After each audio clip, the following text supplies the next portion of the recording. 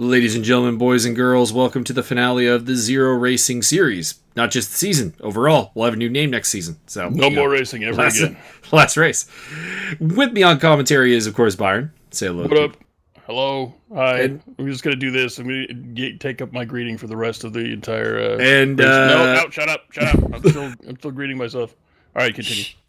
And with us making his ESR commentary debut, Mr. Ben Davis. Hello. Ben is I'm not going to take up loads of time with mine, not like Byron. Come on. Ben has done some work for us in the past, but we have not used it due to some technical difficulties, which we are still working on. But this one should be pretty good. Technically, I'm more difficult. You are the most difficult. Mm-hmm. But not technically.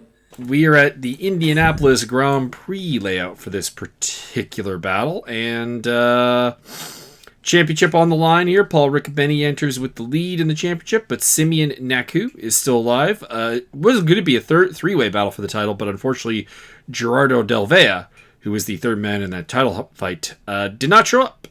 I heard he was arrested for sedition. You got to be in it to win it. You do have to be in it to win it, so it's going to be either an Audi or a Porsche that lifts the final Zero trophy of the series' history. Because, again, we have a title sponsor for next season and everything. I'll be honest, I would have imagined it to be a Mercedes fighting for that top spot. Well, you got to remember that Mike Stoppmill missed about half the season. And also when he joined in, he was driving a BMW M6, which didn't seem to suit him all that well. So how many Mercedes have we got on the grid? We have got Mr. Mike Stoppmill. We've got Mr. Caleb Gonzalez, who will be starting from the pole position, and Wayne Hutchinson and Rick Martel. So 4 out of 10 cars are Mercedes. We have 3 Audis, 1 McLaren, 1 Porsche, and 1 Corvette. Where's the competizione? Where is the Italian car? I thought that was a different game. We have not had a competizione on the grid all season long. No one has taken that. No one has taken that faux Ferrari challenge. Also, I'm waiting for somebody to do something. I'm waiting for somebody to do something really ridiculous in qualifying. I have a pole joke. Oh, but so far that Josiah Jerome having a little trip through the kitty litter. He has new pedals. He does have new pedals. No longer having to use the keyboard combination with the wheel, which is no pedals for this race. I don't think he's got them properly sorted out though. No, I think he just got them today. Yeah, he's got, because of the last time I raced with him, he had a problem with using the brake pedal as the accelerator. Yeah, he broke the gas pedal basically. Amazing job there. Fantastic work. He has done what I have stunningly not managed to do, and that is destroy the pedals. Well, at least he didn't pull a Travis and yank his knob off. That's true. He actually had the same pedals as me too. Those are pretty tough pedals. I'm surprised he broke it. All right. We have 10 cars. We have 10 cars on the grid. Here we go. We got red lights. Ben, would you like to take us in? Lights out and away we go. So there we go. Gonzalez at the front. Riccobene second, Stockfield third. They're your top 3 as we head into the first corner. Simeon Nacu in 4th, Josiah Jerome in 5th. A lot of interesting moves going on in the background there, but the top 4 remain more or less in order. Top 5 actually. Joe Racer's 6th, Wayne Hutchinson 7th. Mike Magas has gotten up the inside of Rick Martel for 8th position, and bringing up the rear of the Dutchman Mark Clapp-Zool. So it looks like the 2 Mercedes are up front, slightly pulling away a little bit, actually. Not surprising. Mike Stoppmill and Caleb Gonzalez, of course, very, very fast drivers, exceedingly rapid. I would dare say probably the 2 fastest guys in all of ESR, actually. Faster than me? Yeah. I think everyone's faster than you. Hurtful. I'm at least as fast as Clapp. No. Clapp's instantly denied. Yeah, that's a negative ghost, right? Clapp's issue is not speed, but the ability to not hit things. Direct the speed? To direct the speed in the correct direction. Controlling of the speed. Mike Stoppmill heading into the oval section of the track, looking to get around Caleb Gonzalez. These two, of course, would be in the championship fight if they had a little bit better attendance record, in a nutshell. Well, I mean, Mike had to do that whole court thing. A little wiggling there from Caleb Gonzalez. Simeon Nacu in the background looking to go around the outside of Paul Riccobene to turn 1. We'll see if he can get that done. And there you go. Stop Mill's holding on. Stop Mill can't make it stick. You could say that he was pushed to the edge and could not go any further. Lame. I refuse to abandon my gimmick of Linkin Park puns in regards to that car. I'm waiting for him to crash, and then I can start going crawling with no engine, crashing in my skin, blowing off my wheels. So we got the parody ready already. Fuck Linkin Park. I mean, what? Sorry. There is some talk about possibly not letting people race the Mercedes AMG next season due to its generally slightly unfair BOP. It's a little overpowered. I mean, the deal with that is, of course, that it's one of the fastest in a straight line cars, one of the most powerful cars in the grid that actually handles really well. So it doesn't really have a weakness. I'm sure we'll just bring in the Veyron. What's the other one like? What was that? Go on, you type, Byron. I was going to say, let's bring in the Veyron and make up for it. Mike Stopmill trying to go around the outside here to turn 1. Turn 1 is the primary attack location, and he's got the job done. Must say, Simeon Nacu has dropped off the back of these three quite starkly during that lap, and is now fighting with Josiah Jerome. Further back, no real changes happening. Everyone's still in order.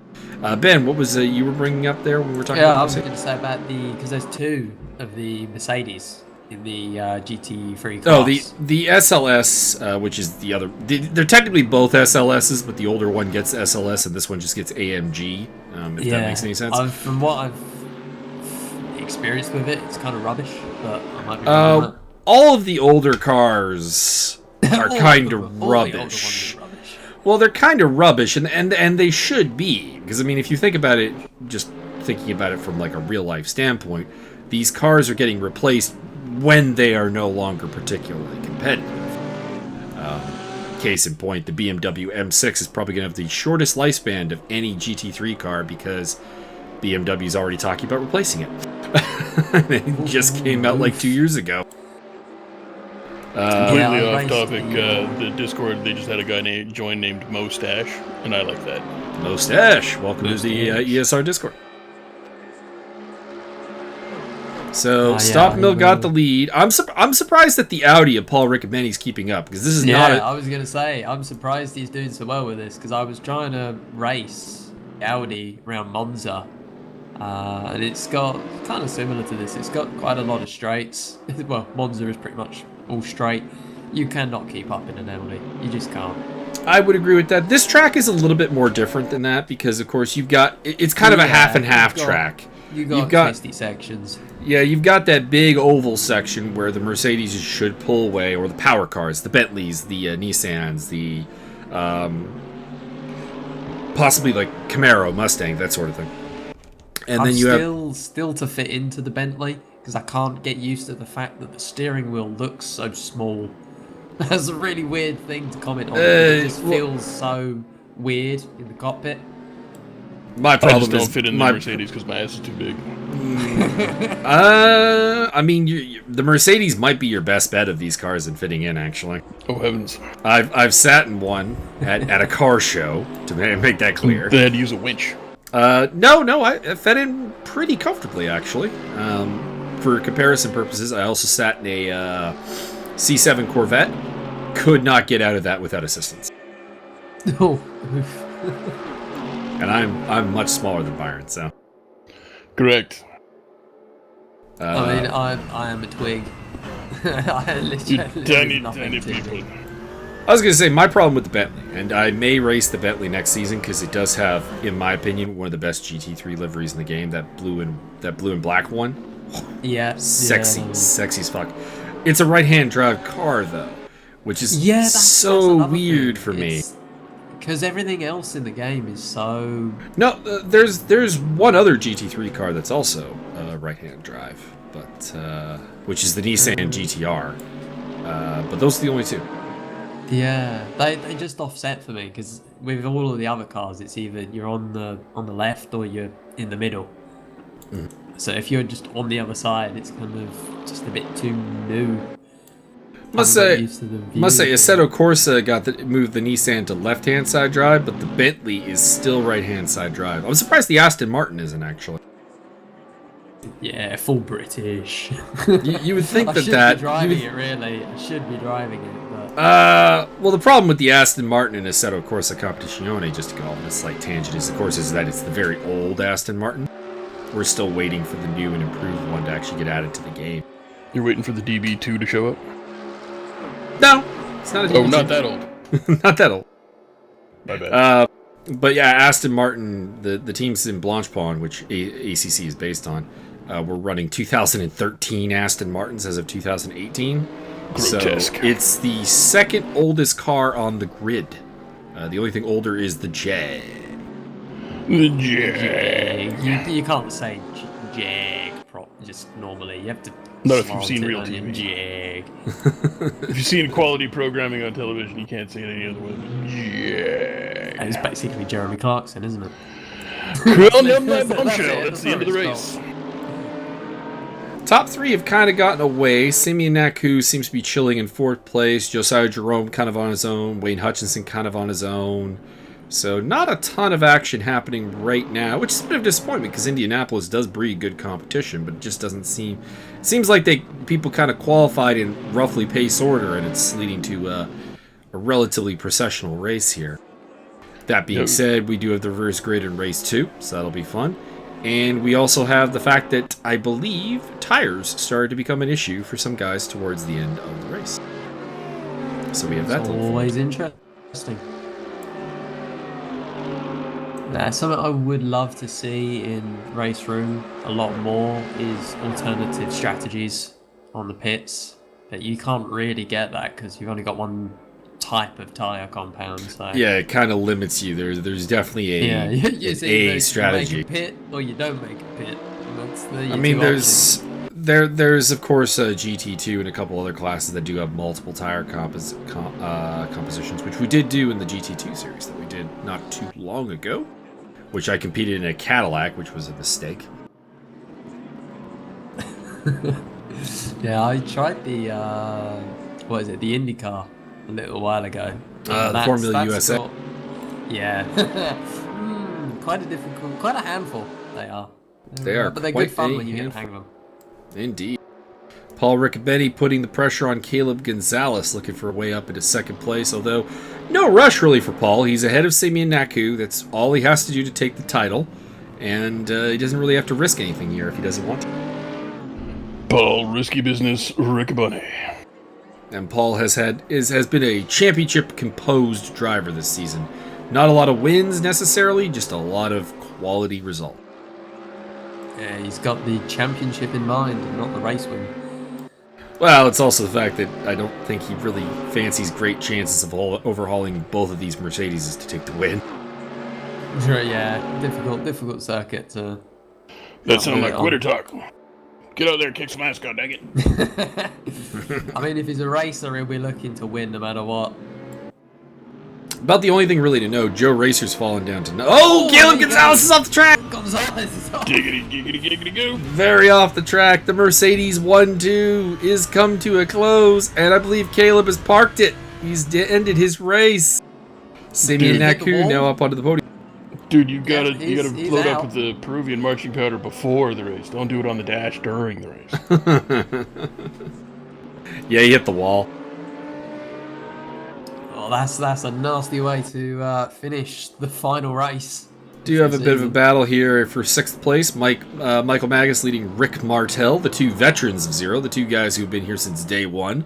And Joe Racer is on the tail of Rick Martel trying to get through in the McLaren. Joe Racer, of course, battling with Michael Magas for the 2nd place in the Silver Cup. Not the Silver Cup Championship, which is Simeon Nacu's by around 300 points. I was waiting for you to refer to yourself in the third person, and now you've done it twice within 30 seconds. I can top that. Oh, no doubt. I mean, you could address yourself in the third person while talking about yourself in the third person. I have done that. Did you do a whole race commentary like that? Now, the car that is probably the weakest here is actually this McLaren 650 of Geo Racer. But he qualified reasonably well, had an incident that dropped him to the back of the pack, and he's been charging back through since. He's taken the Corvette of Mark Klapzul, and now he's after the Mercedes of Rick Martel. Martel going down the inside of Magas. Can't get the job done. He's going to be slow now coming out of that. Race has got a chance. Joe Racer up on the tail of Rick Martel, trying to get through. Mercedes power versus McLaren power, which, if I'm not mistaken... McLaren aerodynamics, I think you'd have to put it down to. Yeah, I was going to say... got the power. Well, certainly not. It's one of the least powerful GT3 cars. I think it is the least... I thought it was more than the Competizione. No, the Competizione's got... oh god, I can't remember. I think it's got 3 more horsepower. Yeah, but I thought it was also heavier on top of that, though. It might be slightly heavier. Because of course, by about 30 kilograms. Where does it rank in terms of the Bugatti Vespa? Better than a Vespa, worse than a Bugatti? Wouldn't be cool if Bugatti made fucking Vespas. I feel like they would be really expensive, and yeah, we are heading through the oval section here. This is where the McLaren is particularly weak, not being a particularly strong car in the straights, as we were, mentioning before. It is weak, but he is a lot closer than he was last lap. He is in that slipstream. So he is in that slipstream, and of course it depends on how low the wing Rick is running. I know that Mike Stockmill, for example, is running 0 wing to take full advantage of the straight line pace, but I know that Rick has historically been a little bit more partial to more downforce on the car, so he might be running a bit more wing that the other guys are not running. And hopefully that pays off in the twisty bits, of course, but the twisty bits are where Joe Racer's car is... Yeah, Joe going Race to come is alive. Get ahead on them. Take this angled wing and learn to drive again. Mark Klapzul has dropped 20 seconds off of this fight, so he is pretty much scooting around to the back. So it's really just these 3 guys fighting for 6th, 7th, and 8th right now. Nothing else particularly going on. Everyone else is fairly spread out. Yeah, Joe getting a little bit wide there, but still in. Oh! Ooh, I don't know. He's going to go down there to too. Probably about a second behind at the end of this straight. I would imagine so. He might even be out of the slipstream. We quickly check in with the championship leader, Paul Riccobene, champion-elect Paul Riccobene, on the tail of Mike Stockmill. I didn't vote for him. He is closing the gap ever so slightly, but still about a 1.5 seconds off of the leader. And back to the battle for 6th place as Rick Martel gets very close to Michael Magas again there. Magas getting a little bit ahead in the first turn, though. Of course, the Audi fairly strong in the twisty, tight, technical section of this track. Not particularly great on the straightaway. Is that Martel having a slip up? That is Martel having a split up, and Joe Racer gets down the inside. And yeah, he's made that. That's for 7th place, although Racer... Martel fight back, though. He's left a gap. Looks like... Rick has dropped way back. I think Rick had to have made a second mistake there. Yeah, I reckon he just got a little bit loose under the nerves, I guess. And Joe Racer in the Clearwater Racing entry up into 7th position. Very flamboyant livery, that is. I like that livery. McLaren, I would say McLaren has some of the best liveries. Yeah, they have got very nice liveries, but that one I would say is the best. But I never like to use it because everyone else is going to use it. So. My personal favorite is the Gambala Racing one. It's the blue livery with like lightning bolts kind of laced through it, but like done like lightning forks, not bolts. Very cool looking, actually. Is the lightning done in orange? No, it's white. Well, It's just not cool enough. You gotta have blue with the orange. Although you have got me thinking about that. The orange would be cool. There's a Corvette Z06 that has a livery like what you're suggesting, although it's flames instead of lightning. Yeah, I know the one you're talking about. We need the Gulf Oil / Exceed Batteries car, and then you can have You can have orange lightning on the blue. Well, usually if there's any car that's got orange, I'll be driving it. Orange is a very catchy color on a race car. It's a good way to work with it, actually. A lot of teams go with. There's a lot of black and blue in racing, and white and red, and really any other color is really pretty eye-catching just because of that. My personal weakness, of course, is a green car. The green car. You don't actually get too many green cars. Not too many. That's why I'm so happy that I found the Yakko Racing Audi. Yeah, I'd like to see some more. I'd like to see some more. They've been experimenting a bit more with flamboyant colours in Formula One, which I actually quite grateful for, because it's always been a bit bland over the past few years. But they've now got a bit of pink, a bit of orange.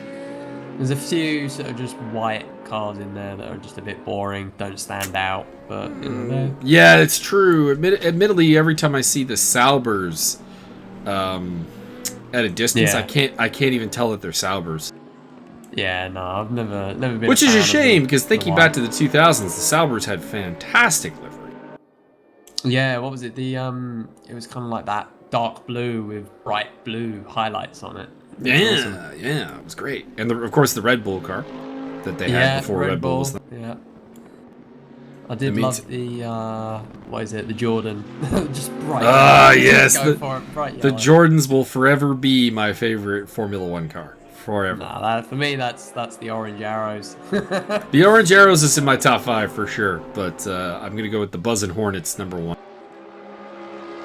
In the meantime, Paul Riccobene has really pulled onto the back of Mike Stockmill here. Can he seal the championship in style with a race victory? I was going to say, I was about to break into some nerd shit and flip-flop the script on you guys. It's like, this is the closest anybody stuck to Stockmill for any length of time at all, ever. He's running a little wide. In the Mercedes, I would have to agree. Pressure. Yeah. Maybe the tires going a little bit, because I know the Mercedes are not the kindest on their tires. It's the closest thing I have to a weakness in the car. And of course, we run with accelerated we run with accelerated tire wear in the sprint races, which can work against them. And the Audi quite kind to its tires, although I did have to give Paul a setup that kept him from eating his rear tires alive in a very Martin Edmonds style. I do find the Audi is quite I wouldn't say sort of boring, but it's quite a safe car. You're able to really sort of put a lot of power into it, be quite violent with it, and you can really throw it into the corners and not worry too much about it. I would say the one downside of the Audi in that regard is that what you're describing is almost what you have to do to make it fast. Yeah, it's the only way to get your Audi to go faster on the track is to kind of just throw it into every corner. You gotta have a bit of a violent streak. Yeah. Yeah, it does. It is good fun when you can approach a corner like that, and you don't have to be too cautious, but... We do have officially a winner, Mike Stockmill getting across the line in first place, ahead of Paul Riccobene and Simeon Nacu. Josiah Jerome will bring home fourth place, Wayne Hutchinson fifth. Michael Magas holding on to sixth place here ahead of Joe Racer. Does the McLaren have a shot? I'm going to say no, because of course this is not the part of the track, but it's strong. That one. And Michael Magas will take home sixth, so he keeps his chances at second place alive in the Silver Cup. In eighth place is Rick Martel, and we got the reverse grid coming up. So pole position for the reverse grid race. It's a Dutchman, but it's not Mike Stockmill. It's going to be Mark Clapzool starting from the front. So is Gonzalez no longer in this? Gonzalez unfortunately left the server. Womp womp. I suspect he may have had an internet failure, which was what caused him to go off the track. It's probably all of those guerrilla warfare tactics in his local neighborhood. Could be. tends to be the problem, unfortunately, for Caleb, is he does not have a very good internet connection. Dang Contras, I'm trying to win a race. Yeah. Mike Stockmill with your win and the fastest lap, although it has to be said, Paul Riccobene was within a tenth of a second of him on the fastest lap. Yeah, and also in the... Very good comeback from Riccobene there. Also in the 124s, Simeon Nacu, and of course, Caleb Gonzalez. Unfortunately, didn't make it to the end of the race. And we got the warm-up here for race 2. So the grid for race 2 is going to be Mark Klabzul starting on pole ahead of Rick Martel, Joe Racer, who we're riding with right here. Michael Magas will start from P4. P5 will be Wayne Hutchison. P6 will be Josiah Jerome. P7, Simeon Nacu. P8, Paul Riccobene. And P9, Mike Stockmill. I will give it away that Paul Riccobene's second place in race 1 was enough to secure the title that he was denied the ability to secure at Road America because, as Byron will remember, he drove off the track. He fucked it. He fucked it hard. I'll just put it bluntly. He blamed the wheel, but we don't believe him, really. No, he was clearly drunk and still had Vaseline all over, like all the way up to the elbow, for reasons we're not going to discuss. Yeah. Yeah, there might be kids watching. So we have the reverse grid here. That can, of course, create some interesting results. We've seen that before, including my own win a couple of seasons ago. And Mark Klabzul, of course, has been a recipient of the victory due to reverse grid pole a couple of times. That being said, this is a pretty easy to overtake track with the really flat-out third sector and early first sector. So I foresee someone will probably be coming through the grid. Do you gentlemen have any thoughts as to who that will be? Stoffmeal. I've seen Stoffmeal literally carve up an entire field before. We have seen safe money's on that. Yeah. He's definitely got a chance, hasn't he? He's always got a chance of winning. He was actually trying to make a point about how he wanted the reverse grid race to be first next season and be the longer race. He's like, I need more time to make my way through the grid. And I'm like, that is a lie. I don't believe that. That is a bold-faced lie. I saw him. Woo, hey, hello. I saw him go into the pits, lose 7 spaces, and was back in first in less than 4 minutes. It was amazing. Oh, Josiah Jerome losing the front end. Good thing that he has a quality before the race. Yeah, good thing he has a quality pit crew. You can see they've already got the front end back. Don't worry, mate. We got the duct tape. We're trying to convince Josiah to do commentary as well because we need that heavy. I was in a Discord room with him, and I think he said something, but his voice is so low that I couldn't hear it. His voice is stunningly low for someone who's not an old man. And we have red lights, so like 17. He's in high school, yeah. Nice. Oh, here we go, race 2. And here we go. We're off, and it is Mark Klabzul in the lead early. Should be mentioned, Josiah came from another country, so I think he's a little bit older than high school age and just kind of having to finish things up. What the hell was Klab doing there? He's gone right to the back. Oh, yeah, Klabzul's pretty much out of this now. He's not in the fight. It's Racer at first. So excited, he torpedoed himself. A little bit of contact there between the Mercedes of Wayne Hutchinson and Mike Stockmill. Get away. Stockmill back to 8th place. Riccobene's holding 7th. Mm-hmm. He's got keeping the lead. The guy who came through the grid nicely, Simeon Nacu, up from P. He's up to 2nd, but didn't he start in something like 7th? Yeah, 7th. So up 5 places already. Michael Magas in 3rd. Rick Martel has slipped back to 4th. So the front row did not do very well. They're down in 4th and 9th. So bit of an ugly start there. Nacu looking for the lead.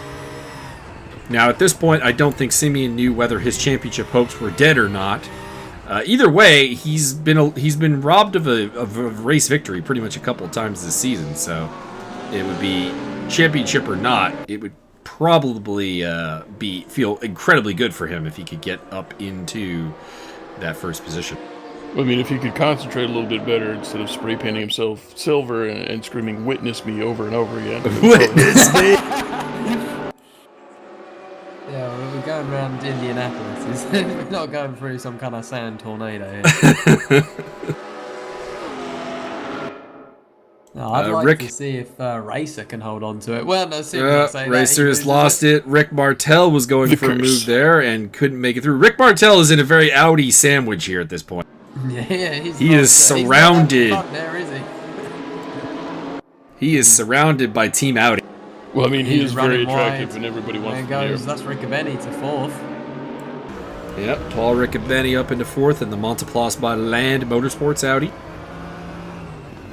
And Joe Racer back down to second place. Had a little bit of a lead there for a bit. Mike Stoppmill and Josiah Jerome are tussling, and it looks like Jerome has held him off for now. But in the end, it probably won't even matter.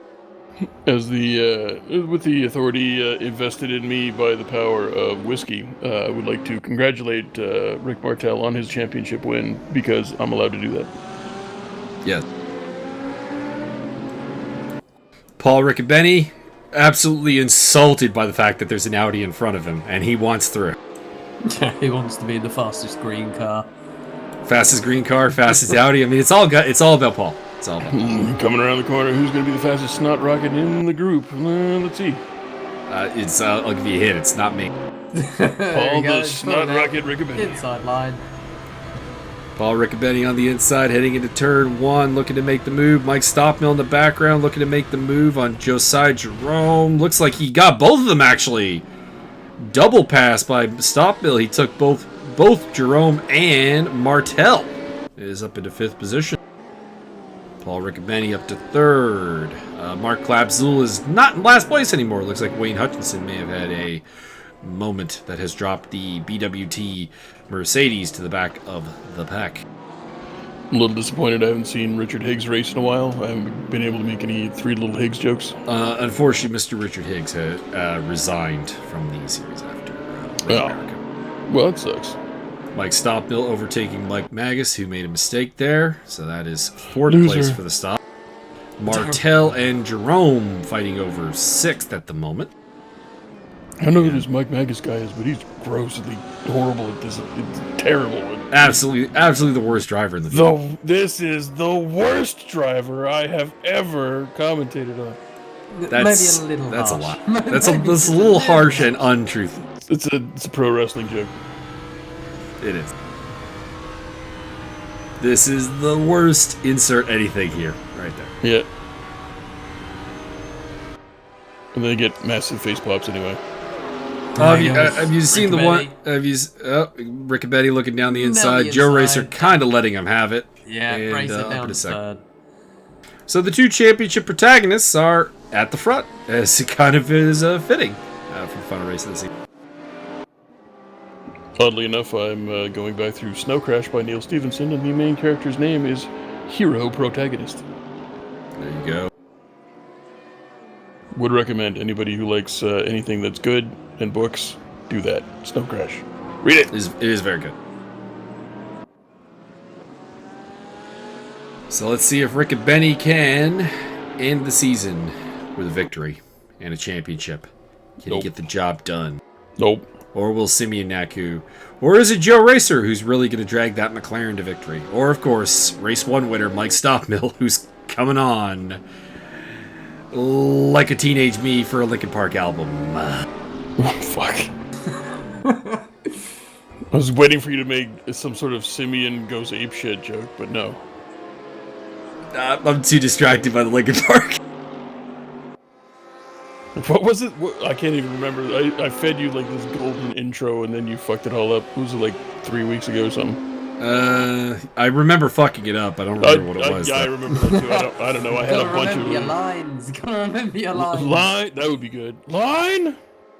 Sir, I believe in the independent pro wrestling version of things where it's not scripted. That's also true. That's how every intro I do goes. Josiah Jerome looking for a way around Michael Magas there for fifth place. He has not found a way around the Great Wall of Magas, though. Mike Magas currently doing the Slav squat across the entire track. Cannot be passed. Indeed. I got an army of bad blue boys for you.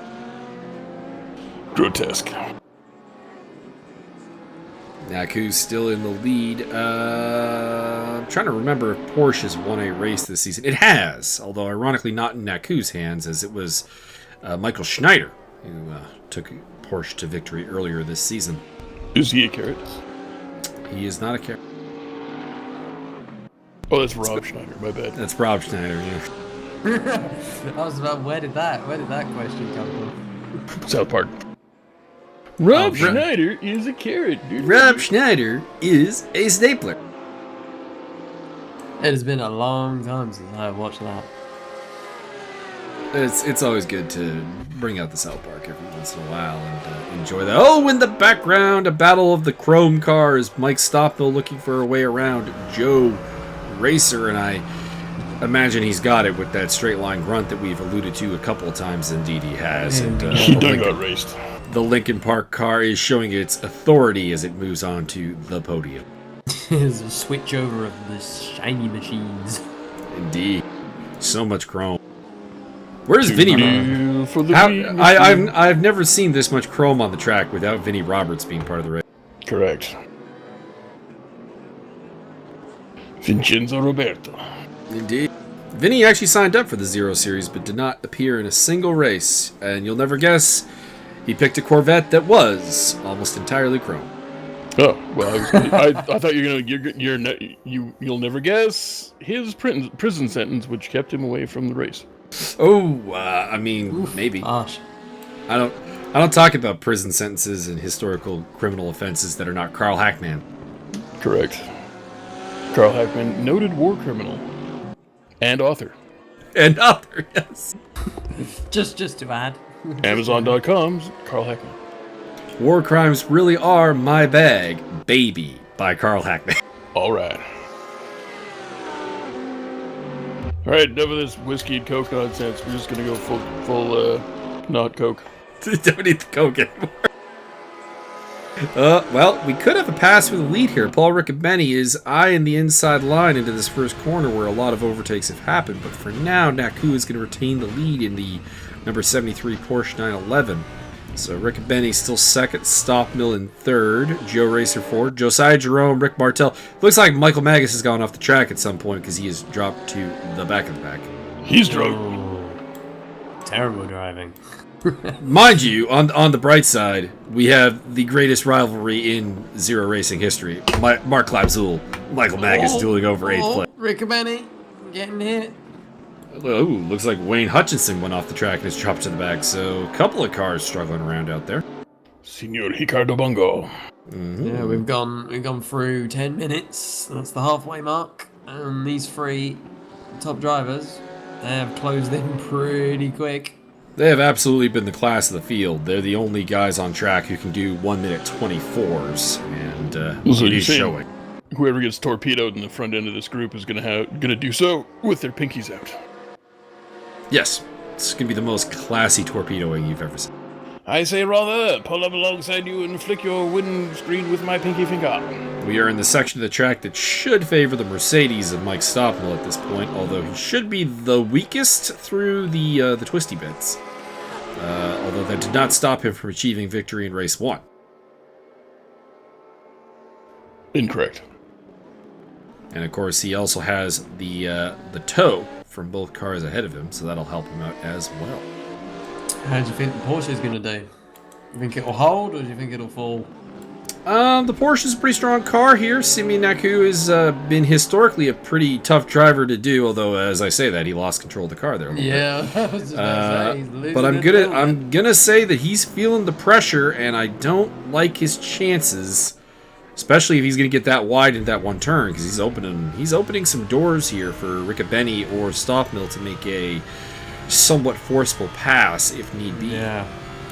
I mean, he's getting the faster exit, so he's getting more speed down the straight, but Riccobene just puts it down the inside, he'll get through. Exactly. Speaking of which, hello. Trying it before the big straight. I hear you, Nacu, but you can't come in. Nacu holding on to it. Now, the Porsche generally a little bit faster than the Audi in a straight line, so I'm not thinking that the straightaway is where Riccobene is going to be able to make his move happen. But Stoffmill, Stoffmill, however, Stop Mill may be able to, and there's a lot of draft to consider in here as well. Eyes on the shiny Inside, machine. outside. Oh, 3 wide, 3 wide. Hello. Oh, there'd be a Riccobene's going to the outside. Nacu on the inside. Stop. Somebody's going to get squished. Knock indoors. Trading paint. It was a Stop Mill sandwich, and as a result, we end up still in the same order, but that was really close for all 3 drivers. I was going to say Rubbin is racing, but Ben apparently doesn't understand that reference. Probably does. No, Driven to destruction. That's not correct. They've got it in that. So there's a reference to that. In the meantime, through the fields. Well, we seem to have been robbed of the Magas versus Clapzul fight, as Clapzul has fallen well off the back of the Audi in his Corvette. Guys, I have a serious question I need an answer to. Okay.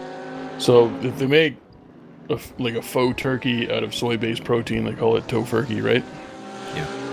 If they do the same thing with mushrooms, should they call it tofungus? Yep. Yep. Oh, Jesus. Okay. That's why they keep me around. For the toe fungus. All right, we're heading into that first turn again. What kind of crazy shit are we going to see this lap? Riccobene is looking for it. Nacu goes defensive to the inside line. Stop Bill follows Riccobene. Can they get through? Oh, Nacu just managing to hold it.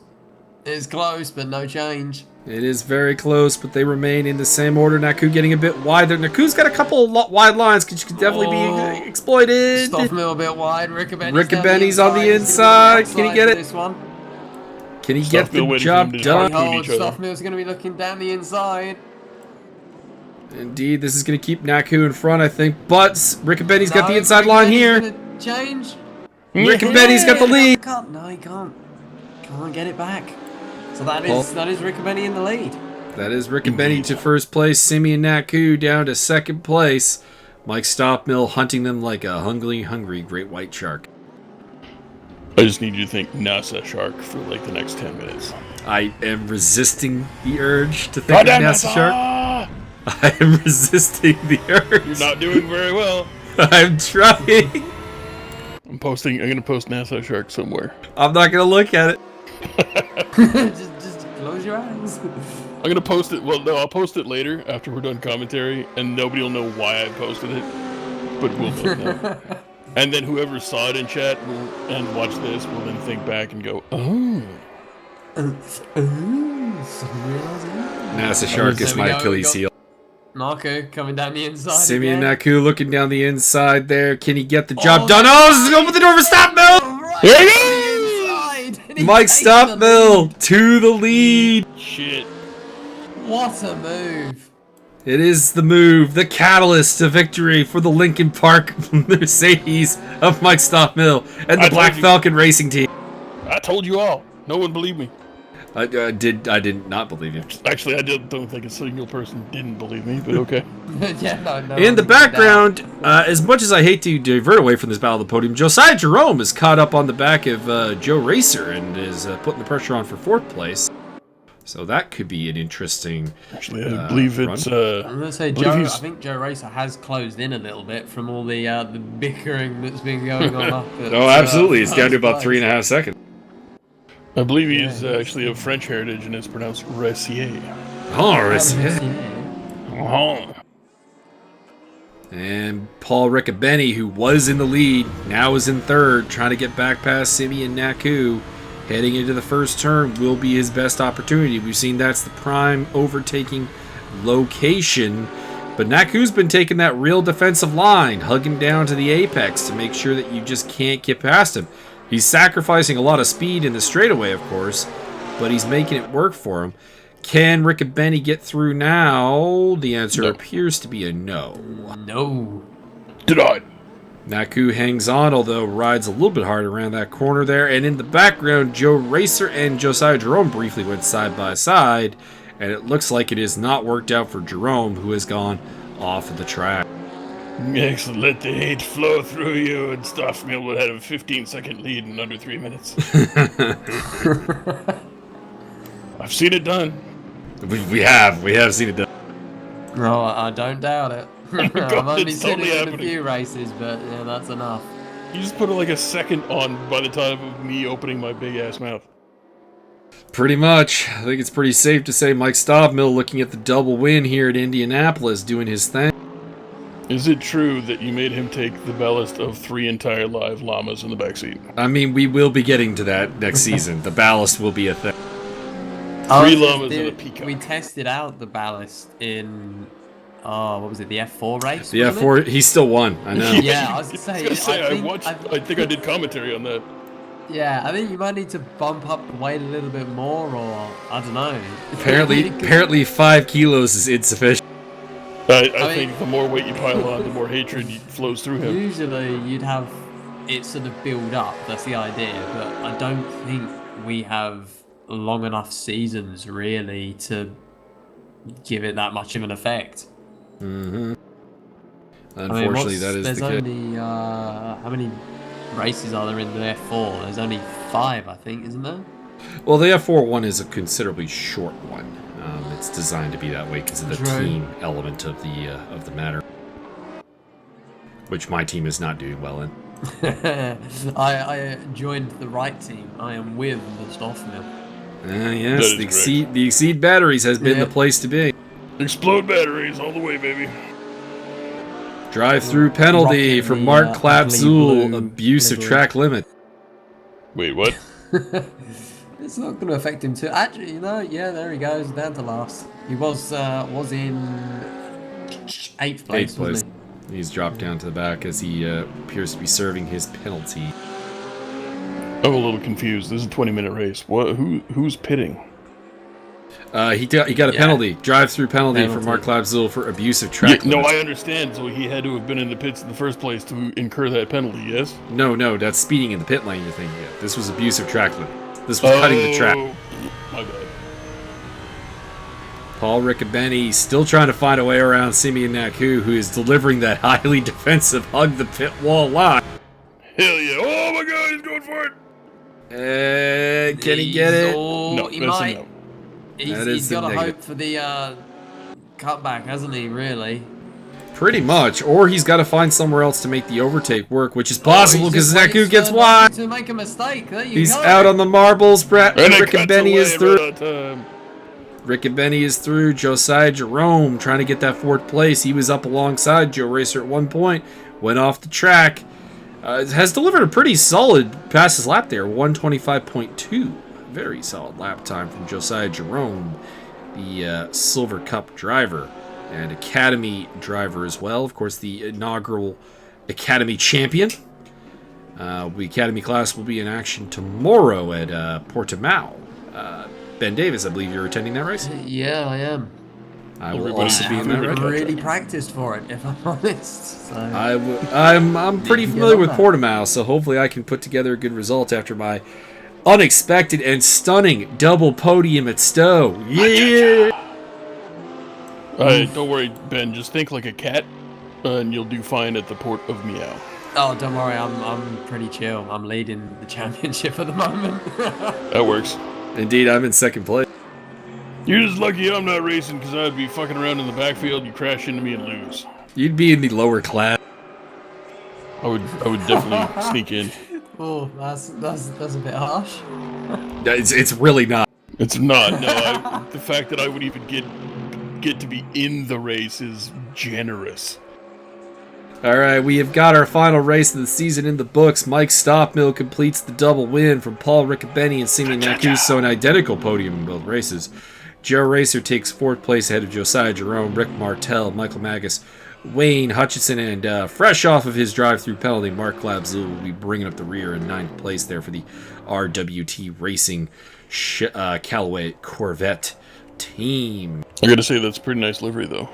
It is a very nice livery. I do like it. I mean, it's very popular. It's not green enough. It doesn't have any orange, but... Oh, it does have some orange over there. There it is. There it is. The window, hasn't it? Yeah, see that. And it's not golf style. A little finishing in style there from the Dutch driver. There are your final results. Congratulations to Paul Riccobene on his championship-winning effort. Congratulations to Simeon Nacu on his Silver Cup winning effort. The most dominating display in Silver Cup history. Hang on, I actually have the Silver Cup standings up in front of me here. Oh my god. The final results of the Silver Cup were Simeon Nacu on 539 points to Joe Racer's 233. Oof. That was a one-sided beatdown. Yeah, that's double the point. Should be mentioned, Simeon Nacu was the top Silver Cup finisher in all but 4 races. Wait, that's illegal. That's consistency for you. Mm-hmm.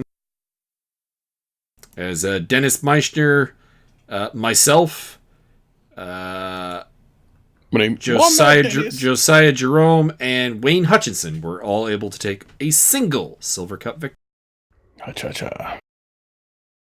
So that is all from Zero Racing, as of course we're being rebranded next season. Announcements to come on that shortly. Thank you for joining us, Ben. Oh, it's been a pleasure. And hopefully we can get Ben on the commentary a lot more. I know that Martin has a dream of you and I commenting on the Invitational GT series that we're fielding a team in. I have a different dream. My dream still includes Ben, but it's Ben and Andy and myself, and I'm doing the dumbest variety of British accents while they're actually British. And I great. say, well, oh, that's not sporting. Adjust well, I think it's time monocle.gif. for me to have a kid. Really? I say, Fabersham, bring the car around. Oh, they are. Oh, very nice. No, it'd be warm up the Jag. I say, Fabersham, bring me the the carpet. I wish to Bentley, will drag you, my Parker? buttocks across it. I think on that note, we will call it an evening. But thank you for paying attention to Zero Racing this season, and be sure to keep apprised of the changes for next season, and I'm sure you'll probably find some of the stuff very, very interesting.